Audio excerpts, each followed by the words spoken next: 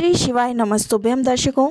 शमी और मंदार को हिंदू धर्म में बहुत ही पवित्र एवं पूजनीय वृक्ष माना जाता है।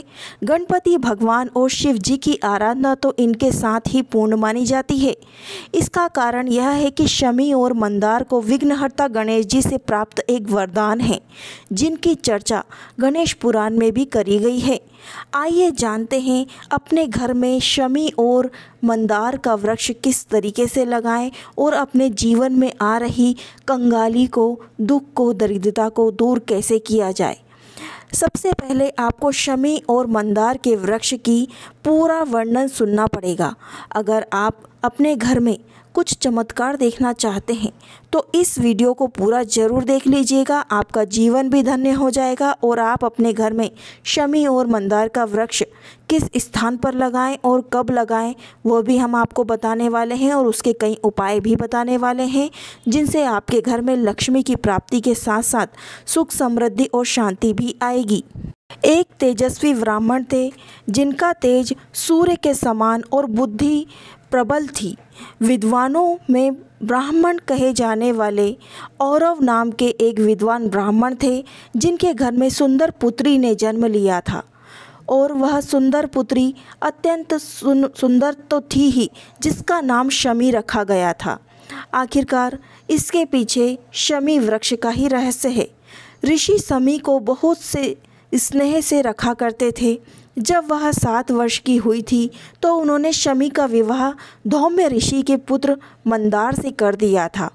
मंदार वही वृक्ष है जो मंदार का वृक्ष पृथ्वीलोक पर विराजमान है और शमी वही शमी है जो पृथ्वीलोक पर शमी के वृक्ष के रूप में विराजमान है। मंदार शौनक ऋषि के आश्रम में रहकर शिक्षा प्राप्त कर रहे थे, अतः विवाह के पश्चात शमी को उसके माता पिता के पास छोड़कर शिक्षा पूरी करने के लिए पुनः शौनक के आश्रम चला गया था। जब मंदार और शमी पूर्ण रूप से एक दूसरे के साथ ससुराल में समय व्यतीत करने लगे थे, तब मंदार और शमी को विदा कराने के लिए पुनः शौनक के आश्रम में वापस पहुँचे। रास्ते में एक महान तपस्वी ऋषि वहाँ पर आश्रम में ठहरे हुए थे, जो गणपति के अनन्य भक्त थे, गणेश महाराज के अनन्य भक्त थे। अपनी तपस्या से उन्होंने भगवान गणेश को प्रसन्न किया था, जिन्होंने ऋषि को यह वरदान दिया था कि गणेश जी की तरह ऋषि भ्रशुंडी भी अपने कपाल से सूंड निकाल सकते हैं। जब शमी और मंदार भ्रशुंडी के आश्रम के पास पहुँचे, तब उन्होंने गणेश जी की तरह सूंड निकाले हुए देखकर दोनों की हंसी आ गई। शमी और मंदार की हंसी सुनकर वे ऋषि बहुत ही ज़्यादा क्रोधित हो गए और कुपित होकर उन्होंने दोनों को श्राप दे दिया कि तुम दोनों वृक्ष बन जाओ। ऐसा वृक्ष जिनके पास पशु पक्षी भी न आ सकें। ऐसा ही हुआ। मंदार ऐसा वृक्ष बन जाएगा जिसकी पत्तियां कोई पशु नहीं खाता, और शमी ऐसा वृक्ष बन जाएगी जिसके पास कांटे ही कांटे की अधिकता के कारण कोई पक्षी भी सामने नहीं आएगा, उस पर कोई पक्षी भी नहीं बैठ पाएगा और कोई पशु भी उसको नहीं खा पाएगा। कई दिनों तक ऐसा ही चलता रहा। कई दिनों पश्चात शमी और मंदार ऋषि शौनक के आश्रम नहीं पहुँचे। तब ऋषि शौनक ने उनकी खोज में कई ब्राह्मणों को भेजा। पहले वे शमी के पिता औरव के पास गए और जाकर के वहाँ उन्हें न पाकर ऋषि द्वय खोजने हुए भृंगशंडी के आश्रम पर पहुँचे, जहाँ उन्होंने सारे वृतांत की जानकारी उन्हें प्राप्त हुई। उन्होंने भृशंडी ऋषि से दोनों को क्षमा याचना के लिए अनुरोध किया, किंतु भृशंडी ऋषि ने उन्हें असमर्थ कर दिया। असमर्थता व्यक्त करते हुए मना कर दिया कि मैं उन्हें माफ़ नहीं कर सकता। उन्होंने भगवान गणेश का प्रसन्न करने के लिए मेरी सूंड पर हंसी उड़ाई थी, इसीलिए भगवान गणेश की कठिन तपस्या के प्रारंभ करने के बाद उनकी तपस्या से प्रसन्न होकर भगवान गणेश ने 10 हाथ ऊंचे सिंह पर आरूढ़ हो प्रकट हुए। गणपति जी ने उन्हें वरदान मांगने को कहा।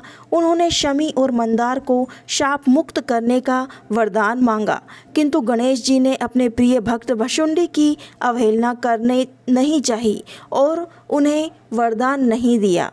परंतु ये दोनों वृक्ष हमेशा धरती पर पूजनीय माने जाएंगे और उनके वृक्षों की पत्ती और फूल भगवान गणेश और भगवान शिव पर अर्पित की जाएंगी और समस्त 33 कोटि देवताओं को शमी की पत्तियां प्रस्तुत की जाएंगी, उन्हें अर्पित की जाएंगी, ऐसा वरदान दिया। ऐसा कहकर वे घर लौट गए। शमी और मंदार के वृक्ष इसी दिन से पृथ्वी लोक पर विराजमान हैं। यह कथा गणेश पुराण से कही गई है।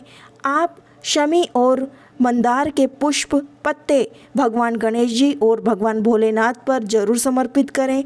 इससे आपकी सभी मनोकामनाएं तो पूर्ण होंगी ही होंगी, साथ में सुख समृद्धि और घर में शांति आएगी। शमी वृक्ष का प्रसंग महाभारत में भी आता है। जब पांडवों ने 12 वर्ष के वनवास के बाद अज्ञातवास प्रारंभ किया था, तब उन्होंने अपने भेष और नाम बदलने के लिए अस्त्र शस्त्र को शमी के वृक्ष के नीचे ही छुपा दिए थे। तभी से शमी के वृक्ष को एक पूजनीय वृक्ष के रूप में भी पूजा जाता है। अब आपको बता दें कि शमी का वृक्ष आप अपने घर में कहाँ लगाएं। शमी का वृक्ष अपने घर में तुलसी के वृक्ष के बाजू में लगाएं, घर के आंगन में लगाएं, बालकनी में लगाएं, मुख्य द्वार के सामने लगाना चाहिए। इससे आपके घर में नियमित रूप से सरसों के तेल का दीपक भी प्रज्वलित करना चाहिए। साथ ही मंदार के वृक्ष को, सफ़ेद मंदार जो कि बहुत ही पूजनीय वृक्ष माना जाता है, खास करके सफ़ेद फूल वाला मंदार अपने मुख्य द्वार के बाहर, घर के बाहर, मुख्य द्वार के बाहर पूर्व दिशा की ओर लगाना चाहिए। दरवाजे के बाजू से सटा के आपको इस वृक्ष को लगाना चाहिए। इस वृक्ष के जड़ में साक्षात गणेश भगवान निवास करते हैं। जब भी आप इसकी जड़ निकालेंगे आपको भगवान गणेश की प्रतिमा नज़र आएगी। इसकी जड़ की प्रतिमा अपने घर में रखना बहुत ही शुभ माना जाता है। लक्ष्मी का आगमन माना जाता है। आपके घर में अन्न, धन और सुख शांति की कभी कमी नहीं होगी। लक्ष्मी अपार बरसेगी। आप इस उपाय को अवश्य कर लीजिएगा। साथ ही शमी वृक्ष की भी नियमित रूप से पूजा कीजिए। शनि देव की कृपा भी आप पर बनी रहेगी और आप अपने घर में शमी वृक्ष के सामने प्रतिदिन सरसों के तेल का दीपक जलाएं। भगवान भोलेनाथ का शरण में भी आप भगवान भोलेनाथ पर शमी के फूल भी अर्पित करें, शमी की पत्तियां अर्पित करें। कहा जाता है कि 101 बेलपत्र के बराबर एक शमी पत्र माना गया है।